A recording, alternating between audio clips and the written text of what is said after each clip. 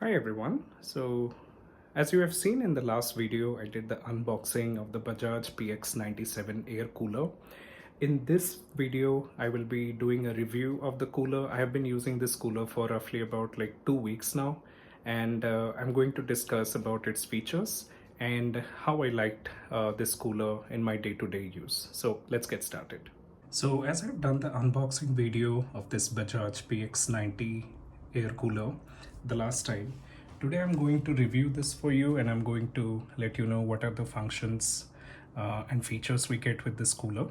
Let's start with the air vent. So you have an adjustable air vent over here. You can move it like up and down.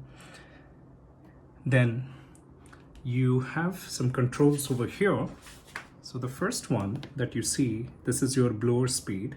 So this is at minimum, this is second, which is medium, and this is high, and then this is your off position.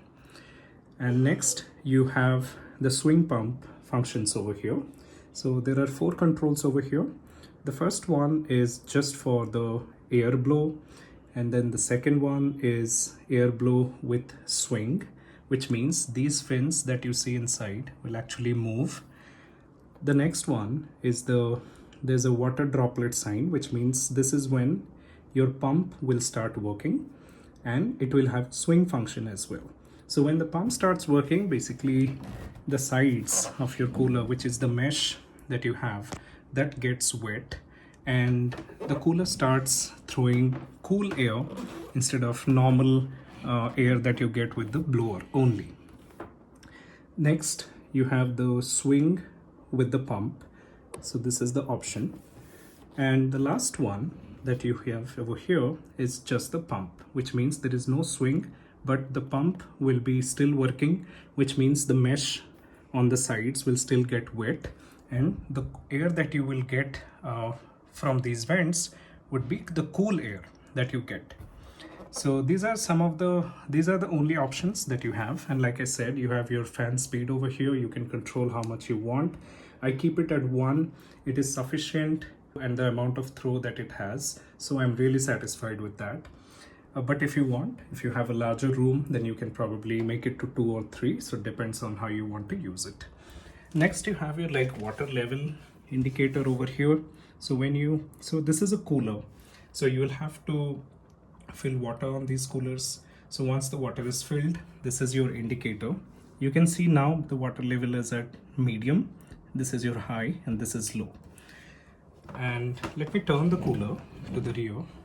So let me just give you a overview of the side. So there are like 3 mesh areas over here. One on the left hand side, one at the rear, and one at the right hand side.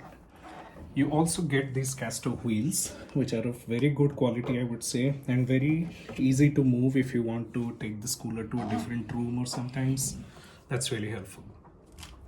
Now, this is the inlet where you put water into the cooler, and you can use a mug, a bottle, or a hose, or if you want to open this portion, you can still do that. To clean this the mesh, so to do that, you have this option to unlock. So if you rotate it like counterclockwise, it will unlock. Similarly with these, there are 2 lock knobs.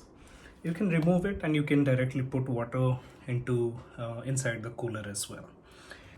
This is the drain outlet, which means if you want to discharge the water that you have in your cooler, you can pull this plug and the water will be drained out. You also get a 3-pin plug over here. So you can connect this to any of your basic power outlets. So I have an extension cord over here. I'm going to connect this one, and I'm going to start the cooler. Let me turn this. Okay, and start. So what I was telling about the swing function is basically when I twist this. So now it is in the pump mode, but if I take it up, you'll start these swing options. These swings are basically moving from left to right.